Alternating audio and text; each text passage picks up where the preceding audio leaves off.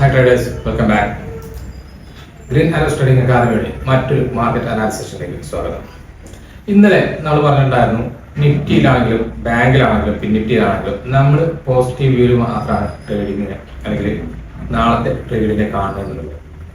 കഴിഞ്ഞ ദിവസങ്ങൾ അതേപോലെ തന്നെ എന്ത് ചെയ്തു, മാർക്കറ്റ് ഫസ്റ്റ് ഹാഫിൽ അല്ലെങ്കിൽ ഒരു 10:30 വരേക്ക് ചെറിയ മൂവ്മെന്റ് വന്നു. അതിനുശേഷം മാർക്കറ്റ് സൈഡ് വേസ് മാർക്കറ്റായി. എല്ലാ ദിവസവും കഴിഞ്ഞ അല്ലെങ്കിൽ 5-6 ദിവസമായിട്ട് അല്ലെങ്കിൽ കൂടുതൽ ദിവസമായിട്ട് മാർക്കറ്റ് ഫോളോ ചെയ്യുന്ന ഒരു ട്രെൻഡ് എന്ന് പറയുന്നത് രാവിലത്തെ സെഷനിൽ ഒരു ട്രെൻഡിങ് തരും, അത് കഴിഞ്ഞ് സൈഡ് വേസ് ആവും എന്നുള്ളതാണ്. ഇന്നും അങ്ങനെ തന്നെയാണ് സംഭവിച്ചത്. ഡെയിലി ക്യാൻഡിൽ നോക്കുകയാണെങ്കിൽ ഒരു ബുള്ളിഷ് ക്യാൻഡിൽ ആയിട്ടാണ് ക്ലോസ് ചെയ്തിട്ടുള്ളതെന്നാണ് നിഫ്റ്റിയുടെ കേസിൽ. നിഫ്റ്റി 25,000 മുകളിൽ ക്ലോസ് ചെയ്തു എന്നുള്ളത് ഒരു ഹൈലൈറ്റ് ആണ്. അപ്പം ഇനി നാളേക്കാണെങ്കിലും നമ്മൾ എന്ത് ചെയ്യുന്നുള്ളൂ, നിഫ്റ്റിയുടെ കേസിൽ ഇന്നത്തെ ഹൈ ബ്രേക്ക് ചെയ്യുകയാണെങ്കിൽ, അതായത് 25,042 എന്നുള്ള ലെവലിൽ ബ്രേക്ക് ചെയ്യുകയാണെങ്കിൽ നമുക്ക് എന്ത് ചെയ്യാം, അടുത്ത ടാർഗറ്റ് പ്ലാൻ ചെയ്യാൻ പറ്റും. മുകളിലേക്ക് മാത്രം താഴത്തേക്കുള്ള ട്രേഡുകൾ നമ്മൾ എന്ത് ചെയ്യുന്നു, നിലവിൽ ഒഴിവാക്കുകയാണ്.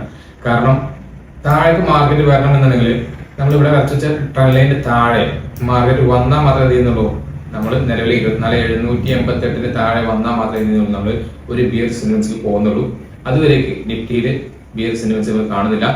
നിഫ്റ്റി 25,080 എന്നുള്ളത് നിഫ്റ്റിയുടെ ഓൾ ടൈം ഹൈ ആണ് എന്നുള്ളത് നമുക്ക് ഐഡിയ ഉണ്ട്.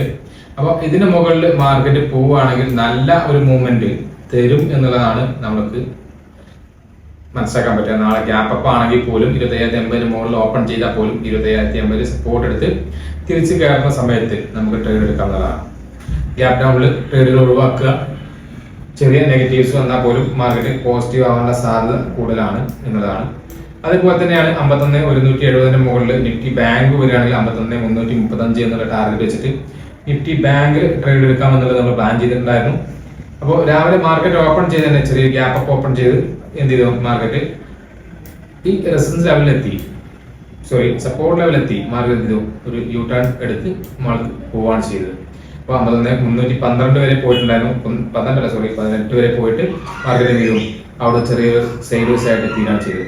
നാളെ നമ്മൾ 51,335 മുകളിൽ മാർക്കറ്റിൽ ഒരു ക്ലോസിംഗ് തന്നാൽ അല്ലെങ്കിൽ ഓപ്പണിംഗ് തന്നാൽ നമ്മൾ എന്ത് ചെയ്തു ചെയ്യുന്നത്, നമ്മൾ കോൾ സൈഡിലേക്കുള്ള ട്രേഡുകളാണ് പ്ലാൻ ചെയ്യുന്നത്.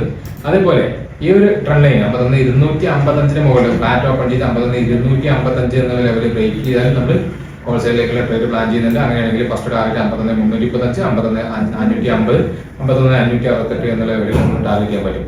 ഇനി നിഫ്റ്റിയുടെ എക്സ്പയറി ആണ് നാളെ വരുന്നത്. നിഫ്റ്റിയുടെ കേസിലാണെങ്കിൽ പോലും നമുക്ക് ചെയ്യാൻ പറ്റും, നാളെ സെയിം എൻട്രി ബാങ്കിൽ എന്താണോ പ്ലാൻ ചെയ്ത് ഇതേ എൻട്രി ആണ് നമ്മൾ നാളെ പ്ലാൻ ചെയ്യുന്നത്. 23,440 മുകളിൽ മാർക്കറ്റ് ബ്രേക്ക് ചെയ്യുകയാണെങ്കിൽ, ഓപ്പൺ ചെയ്യുന്നത് 21,440 മുകളിലാണെങ്കിൽ, 23,440 മുകളിലാണെങ്കിൽ എന്ത് ചെയ്യാം, ചെറിയൊരു ഫുൾ ബാക്ക് റേഷൻ നമുക്ക് മാർക്കറ്റ് ട്രേഡ് പ്ലാൻ ചെയ്യാം. 23,473, 560, 618 എന്നുള്ള ലെവലിൽ നമുക്ക് ടാർഗറ്റ് ചെയ്യാൻ പറ്റുന്നതാണ്. അപ്പോൾ ചുരുക്കി പറഞ്ഞാൽ ഏത് സ്ക്രിപ്റ്റ് ആണെങ്കിലും നമ്മൾ കോൾ സൈഡിലെ എൻട്രികൾക്കാണ് പ്രയോറിറ്റി കൊടുക്കുന്നത്. ഫുൾ സൈഡിലേക്ക് എൻട്രികൾ നമ്മൾ മാക്സിമം ഒഴിവാക്കുക എന്നുള്ളതാണ് ചെയ്യാൻ പറ്റുന്നത്. കാരണം മാർക്കറ്റ് യുദ്ധത്തിന്റെ ഭീതിയാണെങ്കിലും, ഇറാൻ ഇസ്രായേൽ യുദ്ധത്തിന്റെ ഭീതി നിൽക്കുന്നുണ്ട്. ഫെഡറൽ റിസർവിന്റെ ഡാറ്റ വന്നിട്ടുണ്ടായിരുന്നു. എല്ലാം ചിലത് അനുകൂലമല്ലാത്ത ഘടകങ്ങളുണ്ട്, ചിലത് അനുകൂലമായിട്ടുള്ള ഘടകങ്ങളുണ്ട്. അപ്പം മാർക്കറ്റ് ഫിക്സ് കൂടുന്നുണ്ട് എന്നുള്ളത് ഒഴികെ നമുക്ക് മാർക്കറ്റിന് പോസിറ്റീവായിട്ട് മൂവ് ചെയ്യാനുള്ള എല്ലാ സാധ്യതകളും കാണുന്നുണ്ട്. കോൾ സൈഡിലേക്കുള്ള ട്രേഡുകളാണ് നമ്മൾ പ്ലാൻ ചെയ്യുന്നത്. ഇന്ന് നമ്മൾ സ്ട്രെങ്സിന്റെ കൂടെ ലേഖയിൽ മാർക്കറ്റ് ഇരുന്നിട്ടുണ്ടായിരുന്നു. പക്ഷെ 10 മണി മുതൽ 12 വരെ അല്ലെങ്കിൽ 12 വരെ ഇരുന്നിട്ടും നമുക്ക് ഒരു ട്രേഡ് പോലും കിട്ടിയിട്ടുണ്ടായില്ല. കാരണം ഞാൻ നേരത്തെ പറഞ്ഞു, 10 മണിക്ക് ശേഷം മാർക്കറ്റ് സൈഡ് വൈസ് ആയിരുന്നു. നമ്മുടെ വ്യൂ നെഗറ്റീവ് അല്ല പോസിറ്റീവ് ആയതുകൊണ്ട് ചെറിയ ഒരു നെഗറ്റീവ് സൈഡ് വൈസ് വന്ന സമയത്ത് നമ്മൾ ട്രേഡുകൾ ചെയ്യാതെ മാറി നിന്നു എന്നുള്ളതുകൊണ്ടാണ്. അപ്പോൾ നാളെ നമ്മളിപ്പോൾ പ്ലാൻ ചെയ്തത് ഇത് തന്നെയാണ്. കോൾ സൈഡിലേക്കുള്ള ട്രേഡ് മാത്രം, കോൾ സൈഡിലേക്കുള്ള ട്രേഡ് ഒഴിവാക്കുക എന്നുള്ളതാണ് നമ്മൾ ചെയ്യുന്നത്. ഗ്യാപ്പ് ഡൗൺ ആണെങ്കിലും കോൾ സൈഡിലേക്ക് തിരിച്ചു വരികയാണെങ്കിൽ നമ്മൾ എൻട്രികൾ പ്ലാൻ ചെയ്യും.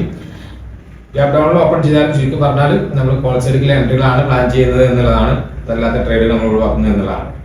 അപ്പോൾ കഴിഞ്ഞ വീഡിയോ ഇതുപോലെ ഈ വീഡിയോ നിങ്ങൾക്ക് ഇഷ്ടപ്പെട്ടു എന്ന് വിചാരിക്കുന്നുണ്ട്. ഇഷ്ടപ്പെട്ടിട്ടുണ്ടെങ്കിൽ തീർച്ചയായും ലൈക്ക് ചെയ്യുക, ഷെയർ ചെയ്യുക, അതേപോലെ സബ്സ്ക്രൈബ് ചെയ്യുക.